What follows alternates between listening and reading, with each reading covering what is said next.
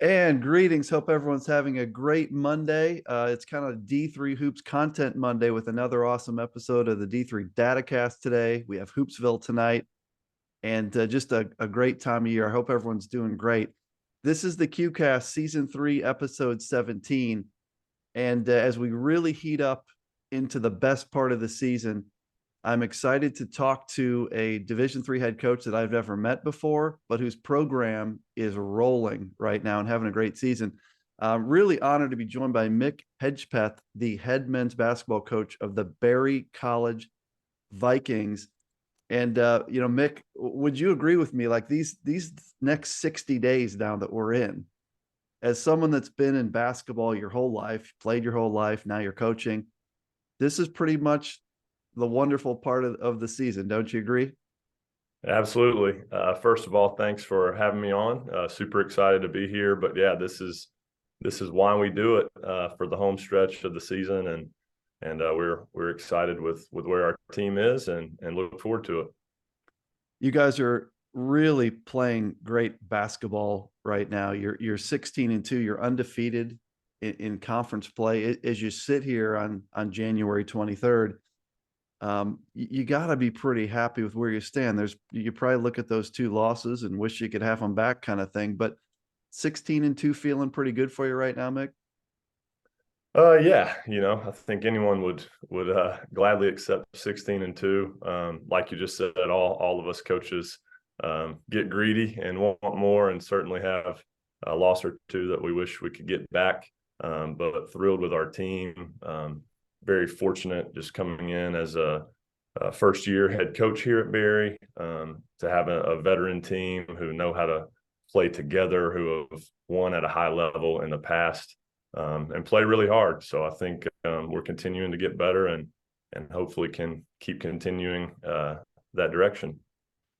I wanted to ask a little bit about your background. I want to start with kind of how you ended up in this role. This is your first season as the head coach at Barry. You were hired in May, and you came from Belmont, which is your alma mater. You played at Belmont. You were a really good player at Belmont, and you were the director of basketball ops, I believe, in your last role.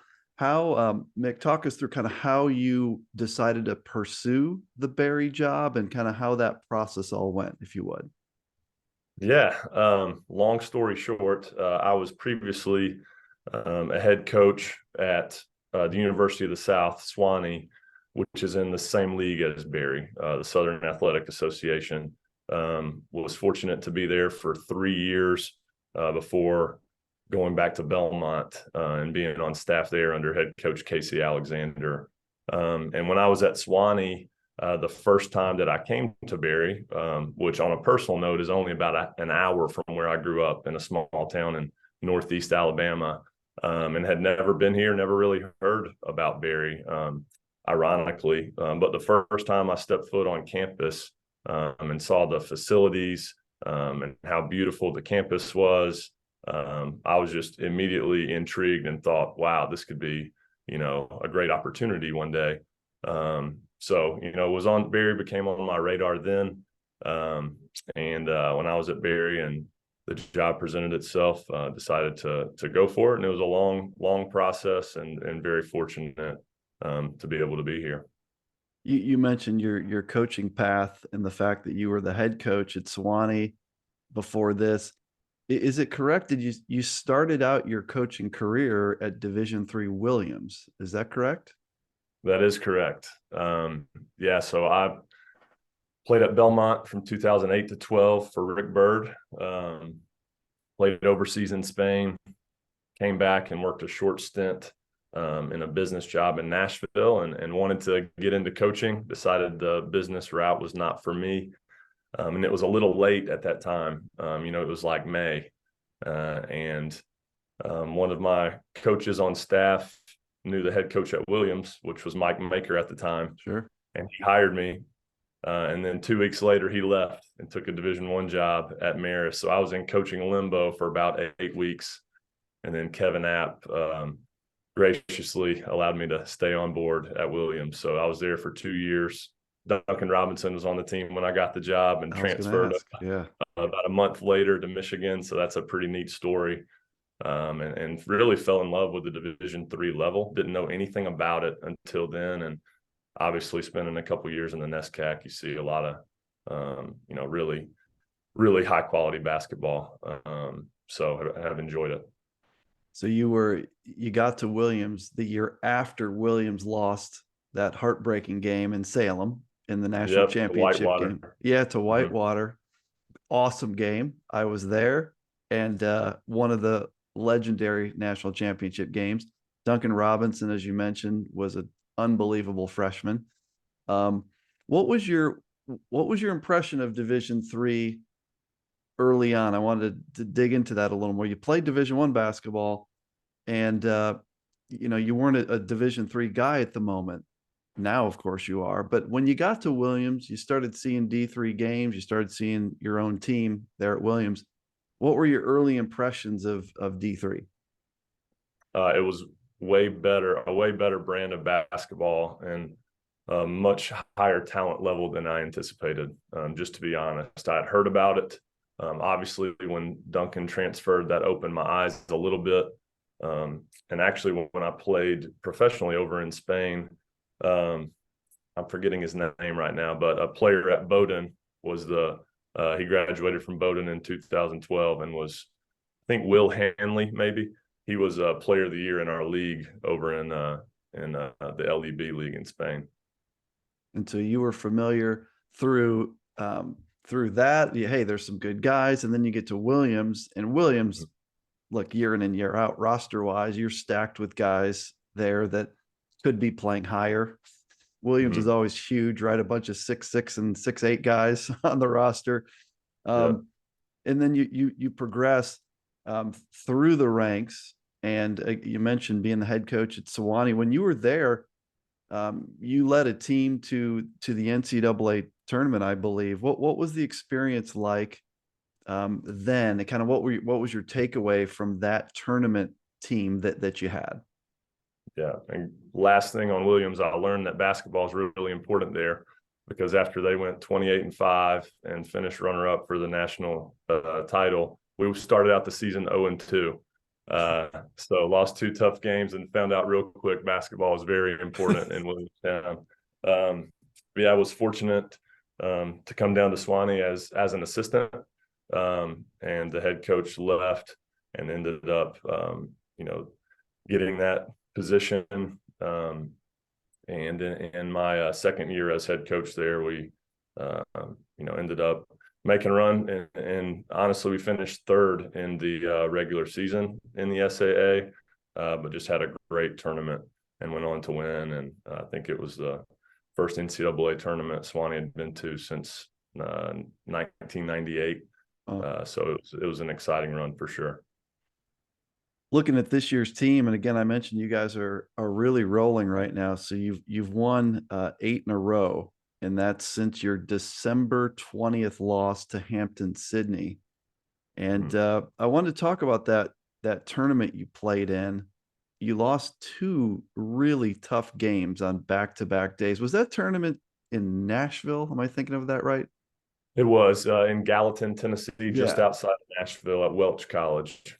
So you play in back-to-back days, you play Roanoke and Hampden-Sydney. You play 2 really good teams from the ODAC, which both teams are right around the top 25 conversation currently.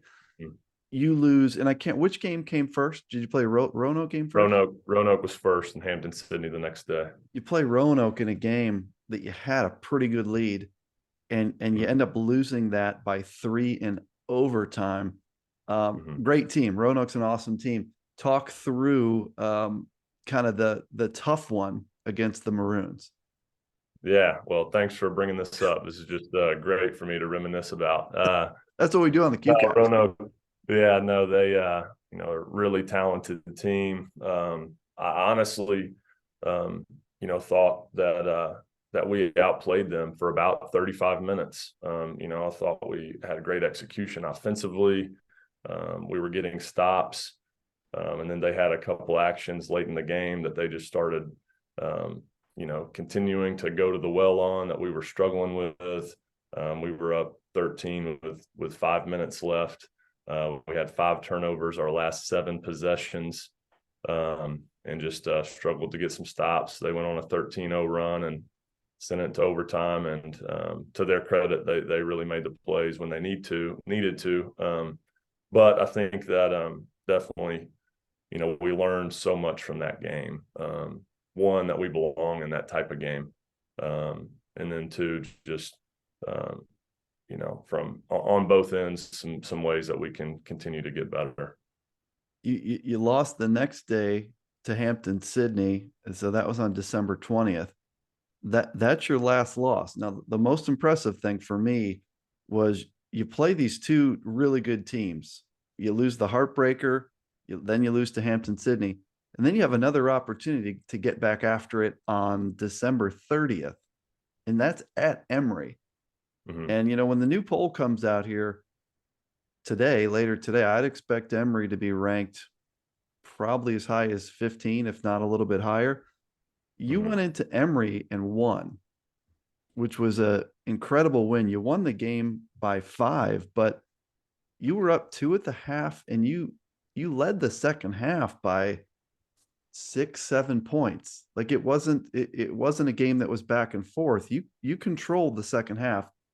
Talk about that incredible win for your guys at Emory. Mm-hmm. Well, quickly going back to the Nashville tournament, we had to adjust. Our starting point guard, Braxton Benham, went down early in the Roanoke game, which was the first of the 2, as we mentioned, with a toe injury. Tried to come back in the first half and couldn't. So we had to adjust big time there. He's having a phenomenal year for us, really efficient, over 60% from the field, over 50% from 3. So that changed some things for us. And he was actually out the next 5 games, including the Emory game. So we're fortunate that we were able to bring Michael Johnson off the bench, who's probably our best perimeter on-ball defender, for sure, because he had a huge assignment in Benjamin Pierce for Emory, who is just out of this world. I mean, a phenomenal player. But yeah, I think, I was really proud of our defensive effort versus Emory. They fly up the floor. Their pace is incredible, even off makes. I mean, they get the ball out of the net and just explode up the floor right from the tip. So, our plan was to try to get them in a half-court game as much as possible. I think we did that. They were 0 of 10 from 3 at halftime. Some of that's probably good fortune. And then some of it, I think, is to our credit and making things difficult for them. And then the second half, we were able to overcome their physicality, their length. Riley Costas had a huge game for us. I think he had a double-double, 10 rebounds, getting us some extra possessions on the offensive glass. And then, our leading scorer, leading rebounder, Chase Ellis, down the stretch we were able to go to him, and he was able to deliver when we really needed it. And then we were just able to hang on long enough. I think we had 21 turnovers that game. So their pressure got to us. But I think we held them to right around 30% from the field. At the So that time, was a huge signature win for us. I was going to ask at the time, did that feel like it? Because if you look at like the regional ranking picture currently in Region 6, that win versus regionally ranked opponent over Emory, that is going to be, as Mike Schauer might say, a gold chip in your pocket. At the time of the game, did it feel like that was a huge win for your program? Well, I don't think we'd ever beaten Emory, so it did feel like a huge win for our program for that reason alone. I knew that just based on watching Emory the night before in that classic and just the success that they've had over the years, I knew it would be a quality win. How high quality, you never know, just with the UAA and that depth and how that league's going to shake out. But we knew it was a good one at the time. Absolutely. And the way this is playing out, turns out that's going to be a huge one, unless something weird happens with Emory, and it could. The UAA is crazy. but it seems like Mhm. that's going to be an enormous win for you guys. Before we talk a little bit about your players, which I definitely want to get into, I want to just take a step back for a second and talk about the school because I don't know anything about Barry College. And one of the things I like about doing this is learning about, things in places I have no idea about. Just Sure. talk us through, what is Barry College? What is it known for? What's the culture on campus? That kind of thing. Yeah, it's private liberal arts school in Rome, Georgia, city of about 40,000 people. There's two other colleges here, Shorter University in Georgia Highlands, a junior college. Shorter's Division II. And it is on the largest campus in the country, 27,000 acres. Um, our founder, Martha Berry, was able to, you know, rub elbows with a lot of really influential people and acquire some resources and a whole lot of land. So it's an absolutely beautiful place. I think that we have one of the best facilities in Division III, the Cage Center. It was built in 2008. Barry was NAI until 2012 when they transitioned to NCAA Division III. We have one of the best student worker programs in the country here. That's kind of part of, philosophically how the college was founded. And, I think 98% of our students hold a job on campus. I know we have every guy on our team participates in that program somehow. So that's, we're going to work hard in the classroom, on the court, and on campus. So I think that's definitely a pillar of our school and our program, and it's just a great community with a lot of good people. The Cage Center, I've watched a lot of your games online, and like, is that place as cool as it looks? Because it's just got an awesome like basketball old school feel about Mhm. it. That's a pretty unique place, isn't it? Yeah, it is a unique place. I walk into the gym. My office overlooks our court, um, and every day when I walk in, I just think, wow, I get to be the coach here today, and feel incredibly fortunate. So yeah, it's a neat place with windows, seats just over 2,000 people. We've had some great crowds this year. I think as over the last 4 or 5 years, the program has been able to have some success. We've increased our following a little bit, but it's a great place. We have 4 gyms on campus, 6 courts, so that allows us to helps with practice times and camps and just in a lot of different ways. So yeah, very fortunate. The 27,000 acres thing, I didn't realize that. That's pretty nuts. And I'm known Yeah. to like I like to like make up my own records. And what I'm going to say is you guys have the biggest campus and Yeshiva has the smallest. They have about one city block, I think. Yeah. But I hope you guys can play sometime. Do you Yeah. think, Mick, like looking at your program in your school, it seems to me like Barry's done very well in the last few years, by the way, in men's basketball. Seems like nationally a program that can do damage. Good school, great campus, great facilities, access to kids.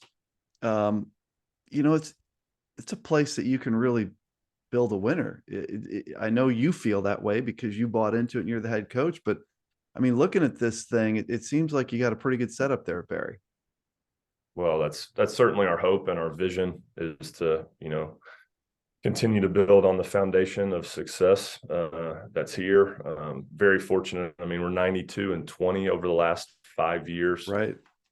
So the guys just have winning DNA, but it's never going to come easy. That's we'll have to earn that for sure. But I think that's definitely a possibility because the school first and foremost is having a ton of success. Has had record-breaking enrollment classes the last 2 years.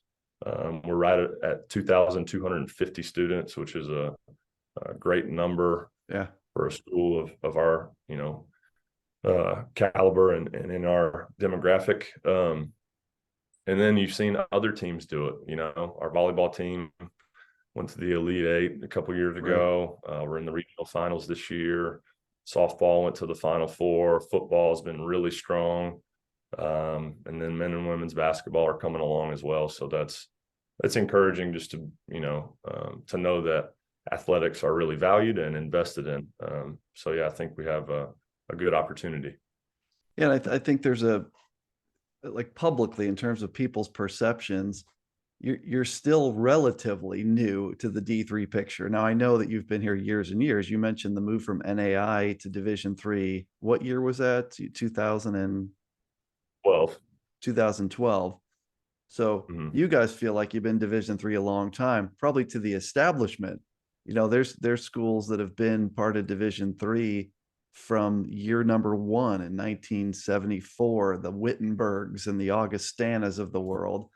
Um, Heck, even sometimes Illinois Wesleyan, which moved over in 1983, is considered to be late to the game. So I think as you guys, from a men's basketball standpoint, continue to have great success and kind of knock on the door, everyone's going to get to know Barry more and more. We talked about how well you're set up there to succeed.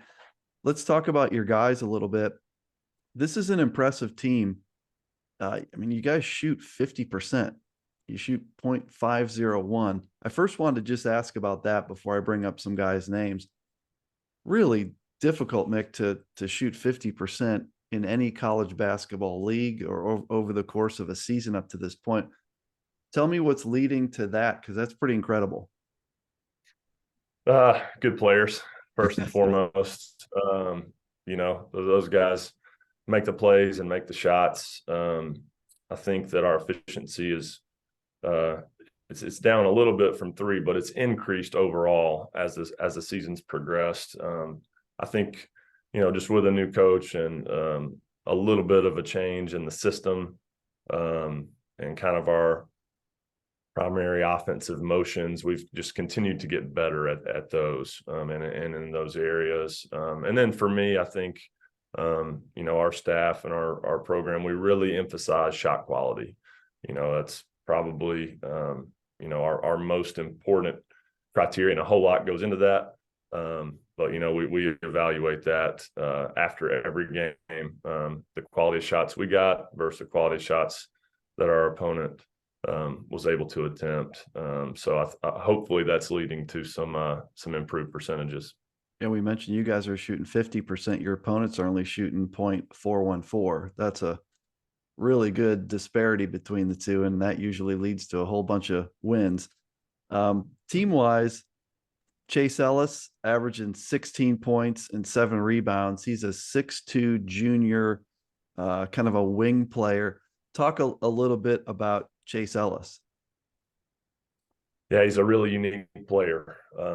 Like I said, he's leading us in points and rebounds and really efficient, as you touched on. I think he has continued to be able to develop a jump shot and shoot it well from the perimeter, something that he's added throughout his college career. But when he drives the ball, he's really strong and can get downhill and finish through contact, and we'll have 2 or 3 guys bouncing off of him when he drives in there, and then he's really creative and unorthodox in his finishes around the rim. Like if I was teaching how to finish and finishing and paint twos and rim twos, like I would never teach half the things that he does. But that's just him, and he does it really well and really efficiently, and has great touch, and it's because he's in the gym all the time. So that's a credit to him. And he's hard to defend because you mentioned how well he gets into the lane, like in the Rhodes game this weekend. Mm-hmm. Had several where he got into the lane and either made a basket or dished it out. But he's also shooting 46% from three.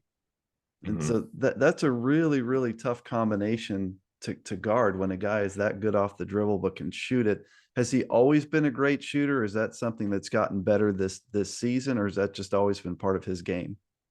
It's gotten better over the last 2 or 3 seasons. Like if you look at his split stats last year, I may be slightly off on this, but through the first 5 or 6 games of the season, I mean, he had only attempted like 6 threes.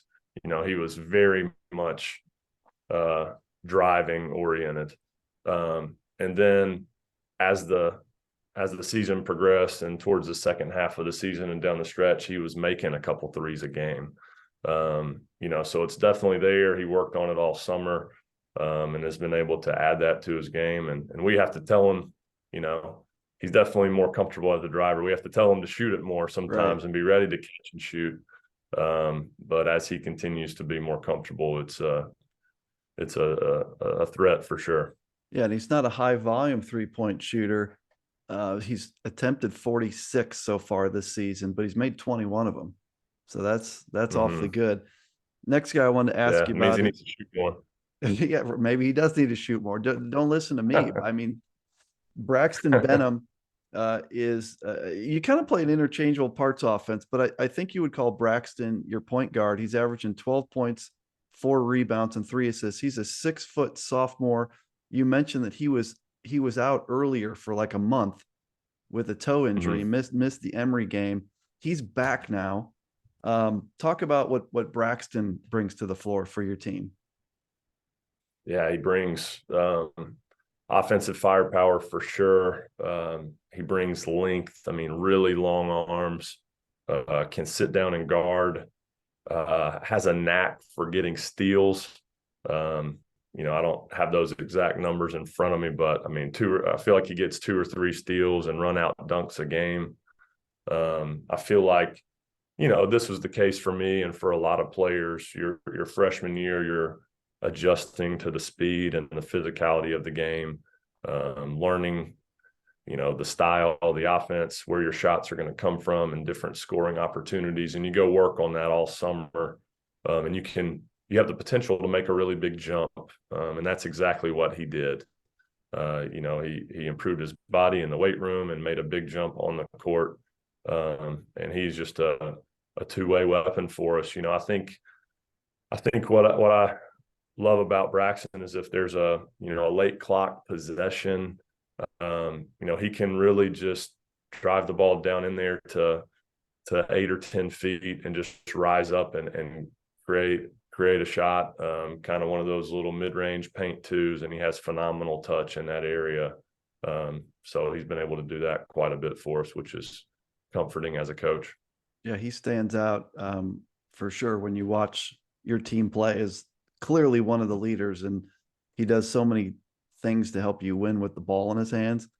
Another guy, and I think this guy comes off the bench, but Blake Campbell, averaging 12 Yeah. points, 3 rebounds, 3 assists, a 6'4" junior. He had 19 points in the Emory game, which was your biggest win of the year and huge game. Talk about Blake Campbell. Yeah, Blake is the coach's son, and you can tell because he knows every play, from every position, 1 through 5, and he needs to because he plays the 1 through 4 for us. So he's just very versatile. He's long, he's explosive. He would be the first to tell you he hasn't shot it as well from 3 as he's capable of this season. I think he's right around 31% maybe right now. But can drive the ball, has a knack for getting to the free throw line, creates a ton of fouls, can make the right play. In our win in overtime at Birmingham Southern, a really talented Birmingham Southern team in our league, he had 30 points on 11 shots. Wow. Yeah, he's been special for us and made a huge jump, and we depend on him and have him in a lot of different roles. Talk about a guy that is shooting it incredibly well. Owen Honroth, I believe I'm saying that right, 10-3. But check this out, coach. 45 of 104 from 3. There's a high volume shooter that's shooting 43%. And when you have all those players that are able to get into the lane and kick, to have a guy shooting 43%. Talk a little bit about Owen, if you would. Yeah, they say shooters are made, not born, and that's Owen Honroth. You know, he's in the gym before and after practice, getting shots up at game speed. And because of that and how well he prepares, he doesn't lack confidence. So if he has any space, it's going up, and we want him to shoot those. And he's been able to consistently deliver this year. So super excited for him, and you know, it's a shot maker's game. So when you're able to deliver from three, it just opens things up and makes you much more difficult to guard as a team. So yeah, thrilled with his performance thus far this year. He actually just went 7 for 12 yesterday at Rhodes. So career high for Owen. He had 21 points, 7 threes. That's big time. Yeah, he's such a pure shooter. Mm-hmm. And awesome point about how hard these great shooters work. A lot of people do think, oh, he's always been a good shooter since fifth grade. Every great shooter in the country at every level, you will find out, are the hardest workers on the team and shooting the most shots, right, in between games and in the off season. One more guy, and I can't get to everyone, but one more guy that I wanted to ask you about is your big guy, Bryce Clark. He's a 6'8", 220 junior. And I think he's such an important part of your team because as you get into the NCAA tournament, at some point, whether it's round 1 or 2 or 3, whenever, you're going to run into size.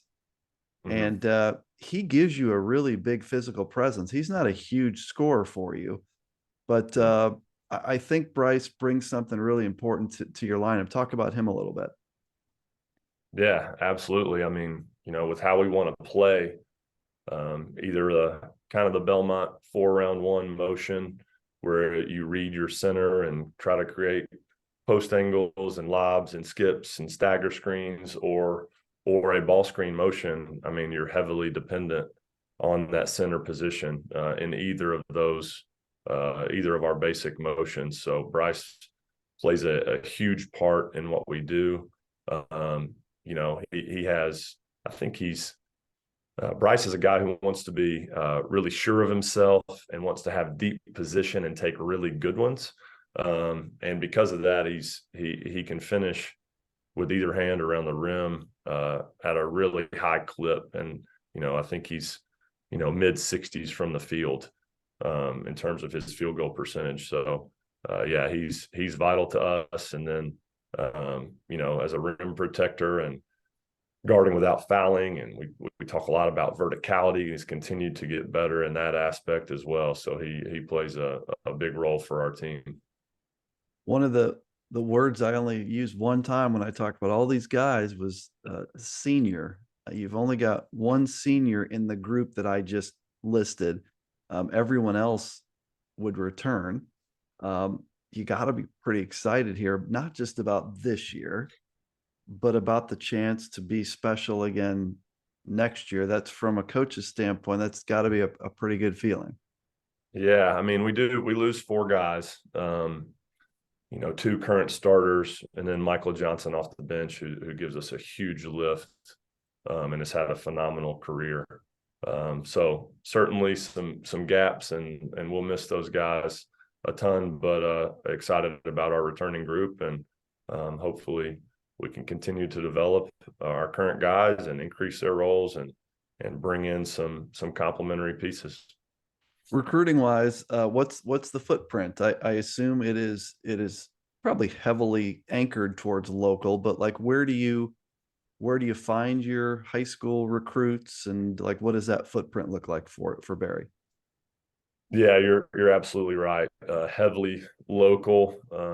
You know, we only have 12 guys on the roster this year, 9 of whom are from Georgia.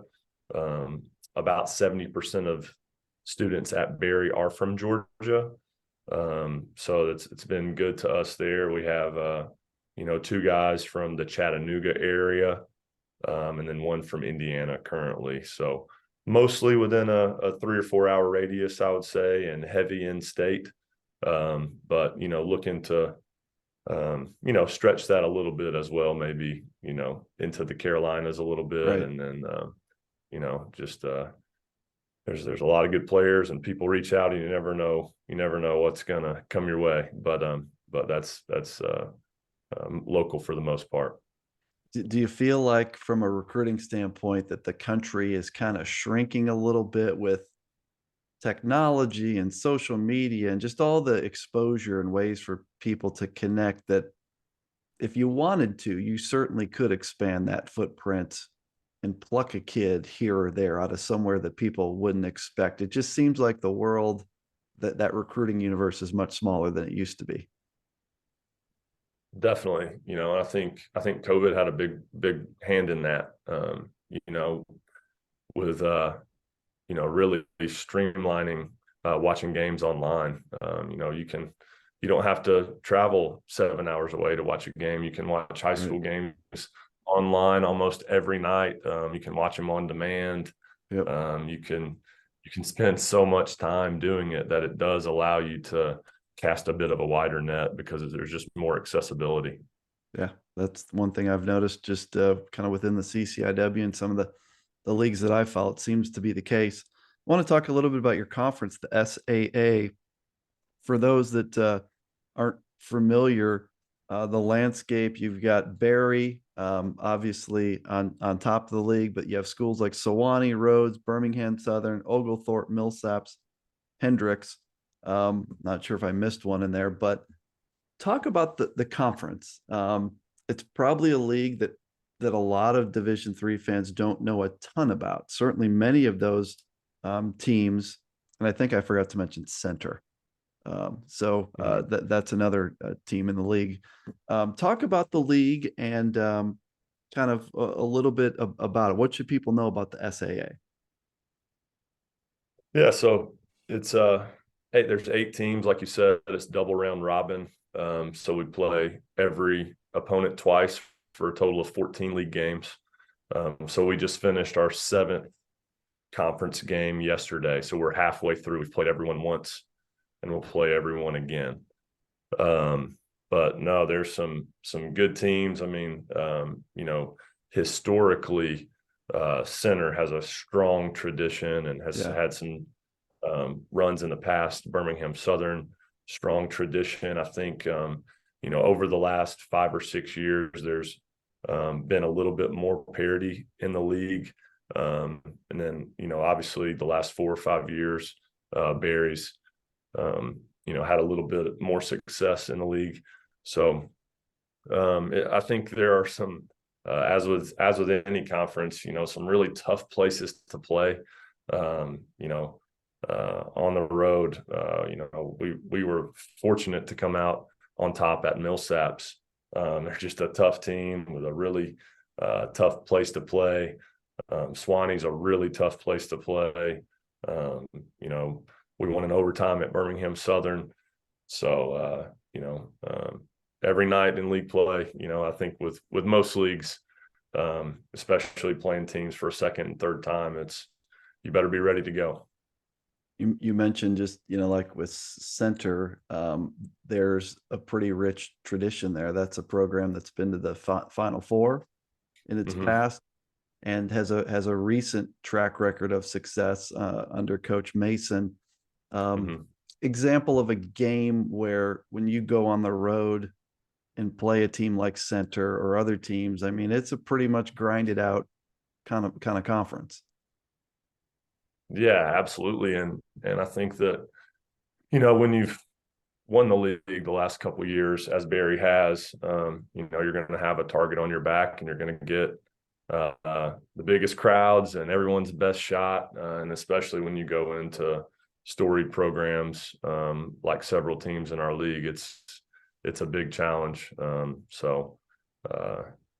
yeah, you better, like I said, you better be prepared for that. And bring your A game, because you're going to need it.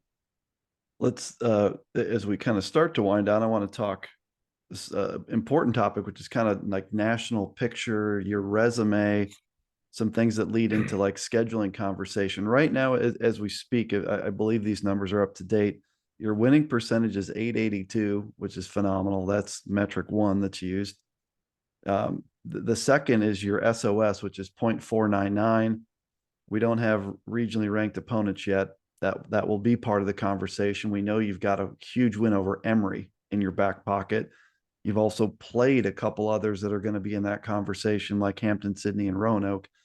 Um, how familiar are you with the criteria? Kind of unique, someone that played in Division 1 and you've been a Division 3 guy a long time now, and I suspect you've gotten to know how this process works, but it's unique and quirky. How familiar are you with the winning percentage, SOS, RROs, and how much do you try to build your resume around those things? I would say I'm increasingly becoming more familiar with that, just especially, looking ahead to scheduling for next year and trying to have an appropriate strategy there. In terms of this season, I think, I don't want to sound cliche or too much coach speak, but really just want to try to control what we can control and take it one game at a time and put our best foot forward. And we'll see where the chips fall come late February and early March. In terms of SOS, there's a projection out there that you'll finish about 496. Now that puts you in that dicey spot to where maybe like a Maryville was last year, where you've got this great winning percentage and you're at the Pool C table potentially if you lost in the conference tournament, which you're a huge favorite not to do. But if you needed a Pool C, that puts you in a tricky spot. Scheduling's tough. Scheduling's tough. Like, look, this year you went out clearly and sought good teams. You played Roanoke, Hampden-Sydney, you played Emory. High level, what is the scheduling philosophy moving forward with the program? Like as you look to the next several years and how you want to build out that non-conference schedule, how are you going to approach that? Mm-hmm. Yeah, we played those three teams. We also played at Maryville, At Maryville, which has yeah. a great tradition, and they're a really good team. So I thought that was a quality win and a great experience for our team. Yeah, I want to continue to do that. As our goal is to continue to raise the bar here and hopefully compete at a more national level. So would love to play. I think it's a little bit of a challenge just geographically with where we're located and Right. teams in the South. It's not like in New England, when I was at Williams and there's a million teams Right. all within a 3 or 4 hour radius. So that's a little bit of a challenge.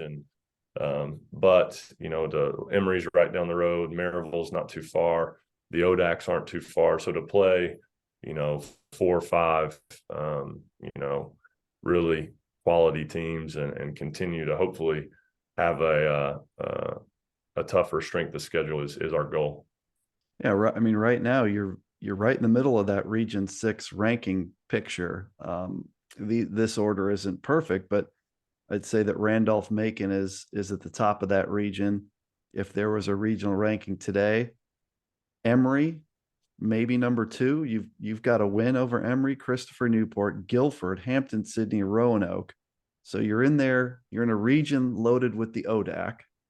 And oh, by the way, Christopher Newport's also in there. And oh, by the way, Emory from the UAA's in your region. So you have a very difficult region. I think you stack up somewhere right there. And again, the win over Emory helps you a ton. Do you pay attention to that regional ranking stuff? There hasn't been one yet. We're a couple weeks from getting one. But do you pay attention to where you guys fit in the region, or is it just like control what we can control sort of thing? More control what we can control. Sure, I look at it, but I try not to spend too much time there. But again, I think we positioned ourselves well. Played 2 quality ODAC teams. Like I said, Braxton Benham was barely a part of the Roanoke game. Didn't play against Hampden-Sydney. Didn't play against Emory. So to have him back and hopefully we can continue to be at full force. I like our team and think that we should definitely be in the conversation. Great point about playing Maryville too. That's one of those that they've played on paper like the second or third toughest schedule in Division 3. and they Hmm. don't have the winning percentage that they did last year, but winning at Maryville was an enormous win, and I think they're going to finish really strong. I think as you look at their schedule, they have a chance to do some good stuff here the last 30 days of the season, of the regular season. That win at Maryville at the time, I remember thinking, boy, that's, almost like that's a big upset, or like that was a Hmm. huge win that Barry came in there and did that. Um, that was another big one for your program, correct? Yeah, no question. They do a phenomenal job, have had a lot of success as of late. It was a high level basketball game in a great environment, super loud, close at half.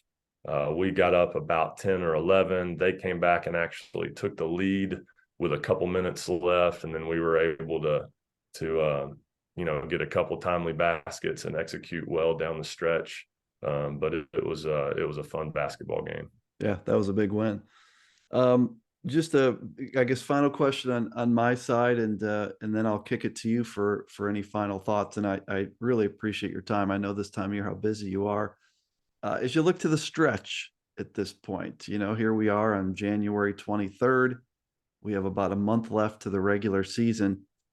What's important for your basketball team as you guys go down these 30 days of the regular season? You get geared up for the NCAA tournament. What do you need to do better?